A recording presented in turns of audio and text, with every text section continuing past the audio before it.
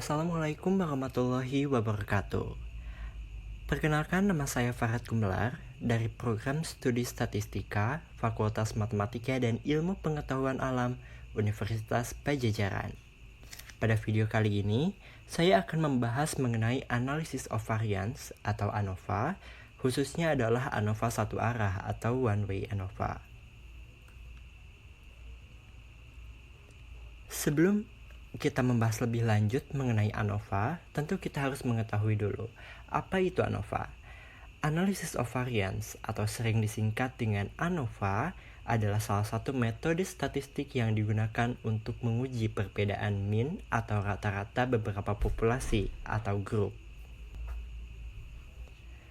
ANOVA dirancang untuk mendeteksi perbedaan antara rata-rata dari populasi yang pada perlakuan yang berbeda.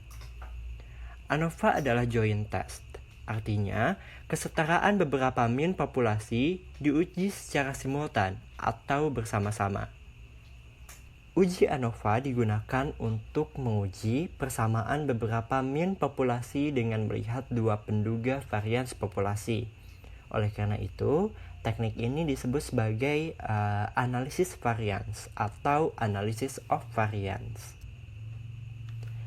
Nah, pada ANOVA ini, kita akan melihat beberapa simbol.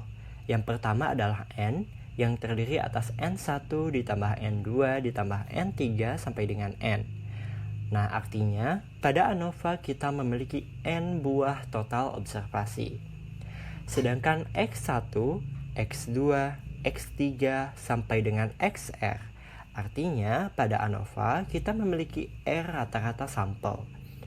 R rata-rata sampel ini dapat digunakan untuk menghitung penduga varians populasi. Jika rata-rata populasi sama, diharapkan varians di antara rata-rata sampel kecil. Adapun S1 kuadrat, S2 kuadrat, S3 kuadrat sampai dengan SR kuadrat, yang berarti bahwa pada ANOVA kita memiliki R varians atau ragam sampel.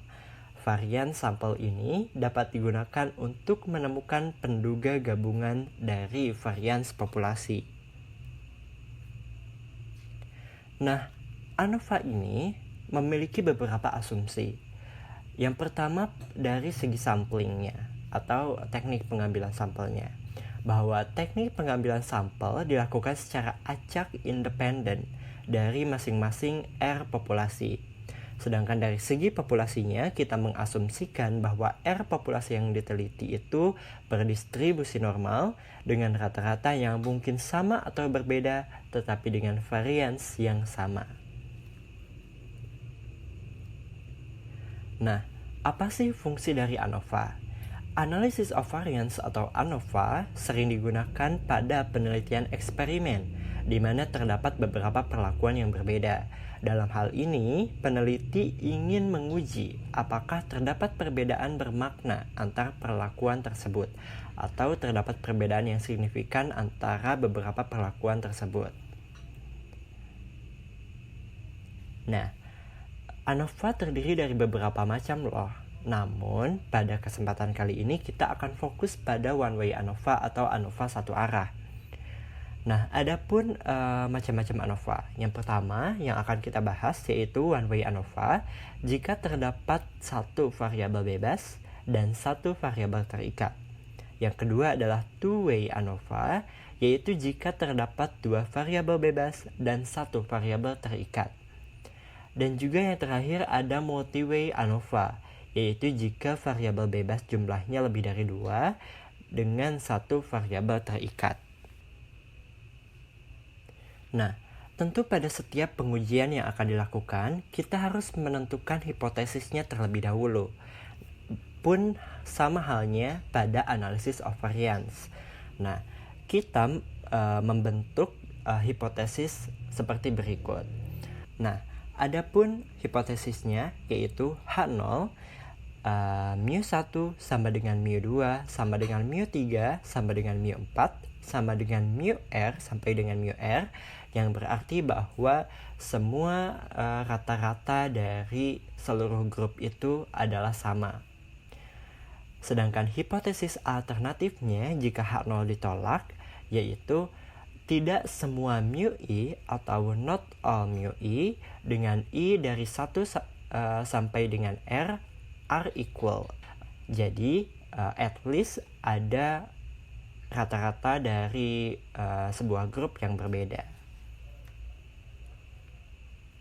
Adapun statistik uji yang digunakan pada analisis of variance yaitu hasil akhir yang didapatkan dari ANOVA yaitu nilai F hitung. Nah, nilai tersebut dibandingkan dengan nilai dalam tabel F atau F tabel pada derajat kebebasan tertentu atau degree of freedom atau sering juga disingkat sebagai DF. Nah, jika F hitung yang kita dapat lebih dari F tabel, maka disimpulkan bahwa kita menerima H1 atau H0 ditolak. Yang berarti ada perbedaan secara nyata atau signifikan pada beberapa grup sampel yang diteliti. Nah, selanjutnya kita akan fokus pada one-way ANOVA atau ANOVA satu arah. Berikut ini adalah tabel pada one-way ANOVA, di mana di kolom pertama ada source of variation atau sumber variasi yang terdiri atas among groups, within groups, dan juga total. Pada kolom kedua tersedia DF atau degree of freedom atau derajat bebas, di mana pada among groups yaitu C-1, pada within groups yaitu N-C, dan pada total, pada baris total yaitu N-1. Yang seperti yang telah kita ketahui bersama bahwa N itu adalah jumlah ukuran sampel dari seluruh grup, dan C adalah number of groups, dan DF adalah degree of freedom atau derajat bebasnya. Pada kolom ketiga terdapat SS atau sum of square, di mana pada baris among groups itu ada SSA yaitu sum of square among groups, dan pada baris within groups ada SSW, sum of square within groups, dan totalnya adalah SSA ditambah SSW. Selanjutnya pada kolom keempat terdapat mean square atau variance. Pada baris among groups ada mean square among groups atau MSA. Pada baris within groups ada mean square within groups atau MSW. Nah, setelah kita dapat MSA dan MSW, maka tersedialah pada kolom kelima ada F ratio atau F hitungnya yang akan kita dapat jika kita dari hasil pembagian antara MSA dan MSW. Nah, adapun rumus yang akan digunakan pada ANOVA satu arah ini yaitu ada SSA sigma J sama dengan 1 sampai C NJ dikalikan dengan X bar J dikurangi X double bar dikuadratkan, di mana X bar J adalah rata-rata dari grup J, dan X double bar itu adalah rata-rata dari seluruh sampel semua grup yang kita teliti. Setelah itu ada SSW. Rumus SSW adalah sigma J sama dengan 1 sampai C, sigma I sama dengan 1 sampai NJ, XIJ dikurangi X bar J dikuadratkan. Setelah kita mendapatkan SSA dan SSW ini, kita akan mendapatkan mean square. Nah, MSA akan kita dapat jika kita membagi SSA dengan DF-nya, yaitu SSA dibagi C-1.